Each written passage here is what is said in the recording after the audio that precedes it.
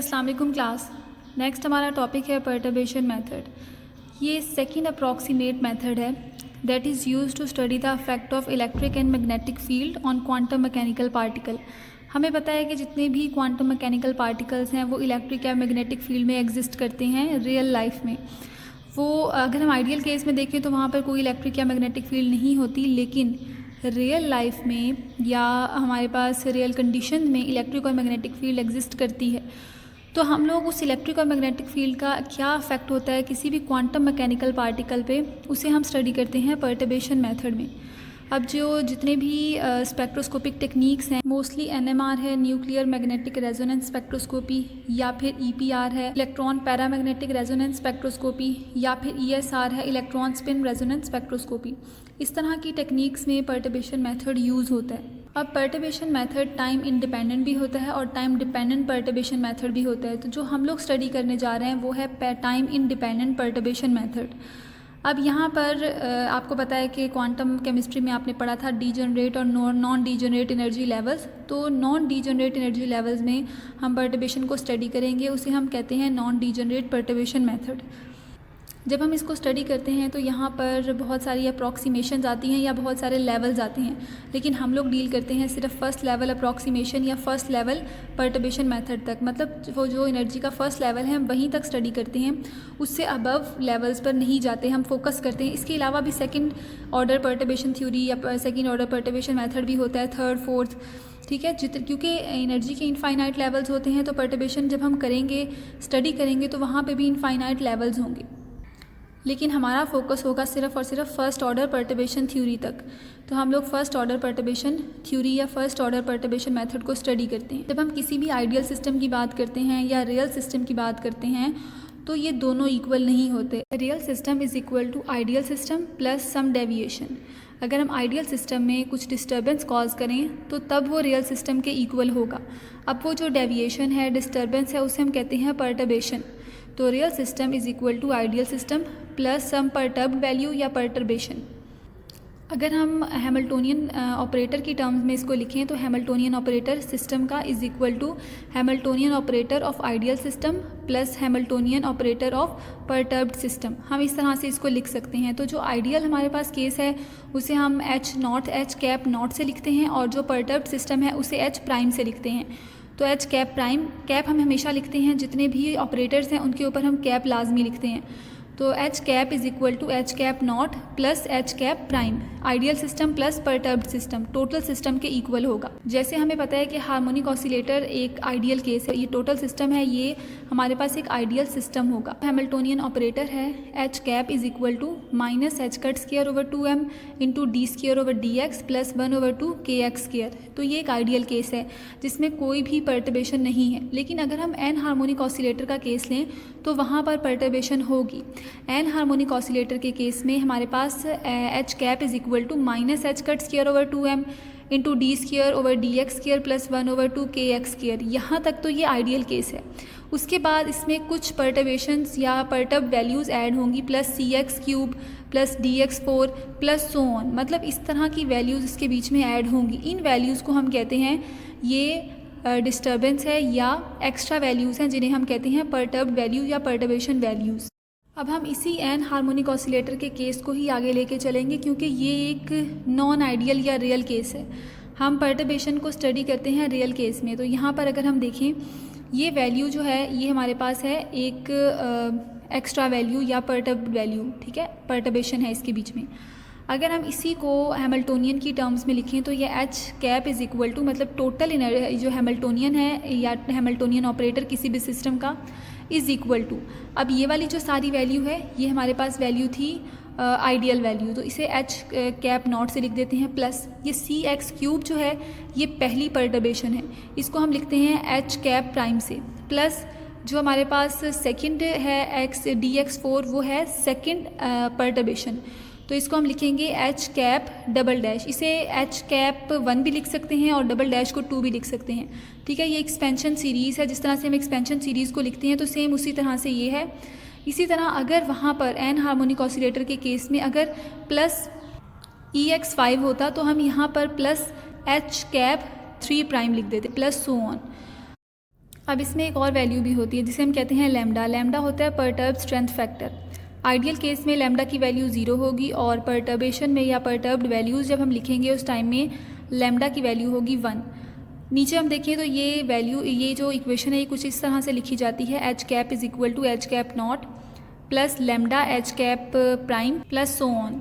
अब यहाँ पर देखें, अगर तो हमारे पास आइडियल केस होगा उस time lambda is equal to 0 तो ये सारी वैल्यू 0 हो जाएंगी।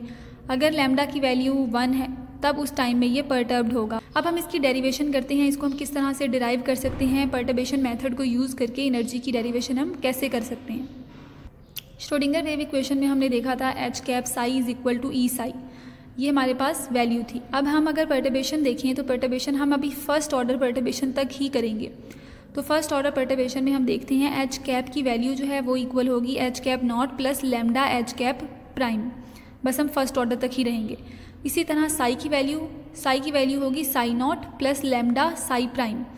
अगर एनर्जी की वैल्यू देखें तो energy is equal to E naught plus lambda E prime. इन तीनों वैल्यूज़ को हम लोग इक्वेशन नंबर 1 में पुट करेंगे, 2, 3 और 4 को जब हम पुट करेंगे तो ये आ जाएगा H cap not plus lambda H prime, ठीक है, एच कैप प्राइम इंटू, फिर हम साई की वैल्यू लिखते हैं तो psi naught plus lambda psi prime is equal to, फिर हम एनर्जी की वैल्यू लिखेंगे E naught plus lambda E prime into psi naught plus lambda psi prime. हमने इनकी वैल्यूज़ लिख दी हैं। अब ये हम इन दोनों वैल्यूज़ को मल्टीप्लाई कर देंगे, जो H naught plus lambda H prime है into psi naught plus lambda psi prime है। इन दोनों को मल्टीप्लाई कर दें तो ये H not psi naught plus, ये मैं एच के साथ कैप है, कैप लाजमी होगी, ठीक है, चाहे मैं बोलूँ या ना बोलूँ, यहाँ पे लिखी हुई है तो एच के साथ कैप लाजमी है। Lambda H not psi prime plus lambda H prime psi naught plus lambda square H prime psi prime, ठीक है।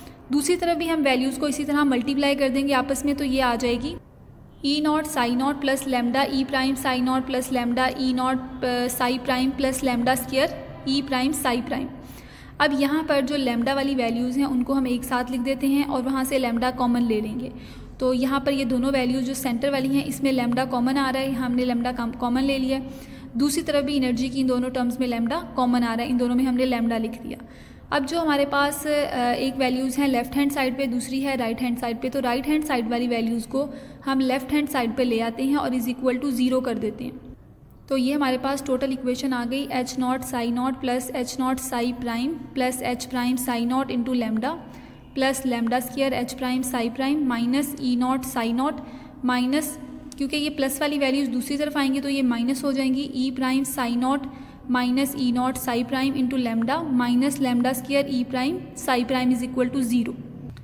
अब यहाँ पर देखें कि जो लैम्डा है यहाँ पर H not psi prime plus H prime psi not, यहाँ पर भी लैम्डा है और एनर्जी वाली टर्म्स के साथ भी लैम्डा है, तो हम इन सबको इकट्ठा करके यहाँ पे हम लिख सकते हैं, यहाँ से लैम्डा कॉमन आ सकता है, ठीक है। इसी तरह हमारे पास जो एच नॉट साई नॉट और ई नॉट साई नॉट हम इनको एक साथ लिख सकते हैं, और जो साइन लैम्डा स्क्वायर वाली वैल्यूज़ हैं उन दोनों को भी हम साथ लिख के लैम्डा को हम कॉमन ले सकते हैं। अब ये जो वैल्यू है सबसे पहले जहाँ पे सिर्फ नॉट आ रहा है, H not psi naught minus E not psi not, ये वाली वैल्यू जो है ये आइडियल केस है, ठीक है। हम लोगों ने पीछे देखा था कि हमारे पास एक केस होता है आइडियल, उसके बाद से परटर्बेशन स्टार्ट होती हैं। अब जो नेक्स्ट वैल्यू है जहाँ पे H not psi prime plus H prime psi naught minus E prime psi naught minus E not psi prime into lambda, ये है फर्स्ट ऑर्डर परटर्बेशन, मतलब ये जो है ये पहला करेक्शन फैक्टर है। और सेकंड, इसके बाद जो लैम्डा स्क्वायर वाली वैल्यू है वो सेकंड ऑर्डर परटर्बेशन है। इसी तरह अगर हम लोग और वैल्यूज़ देते तो प्लस थर्ड ऑर्डर परटर्बेशन भी आ जाती, फोर्थ भी, इस तरह से। अब हम लोगों ने ये वैल्यूज़ ली हैं, अब इस वैल्यू को हम इस तरह भी लिख सकते हैं क्योंकि एक आइडियल केस है, तो H not psi naught minus E not psi not ये भी इक्वल होगा 0 के, ये आइडियल केस है। इसी तरह जो H not psi prime plus H prime psi naught minus E prime psi naught minus E not psi prime into lambda, ये भी इक्वल हो सकता है 0 के। और जो थर्ड वैल्यू लैम्डा स्क्वायर वाली थी वो वाली वैल्यू भी हो सकती है 0 के इक्वल।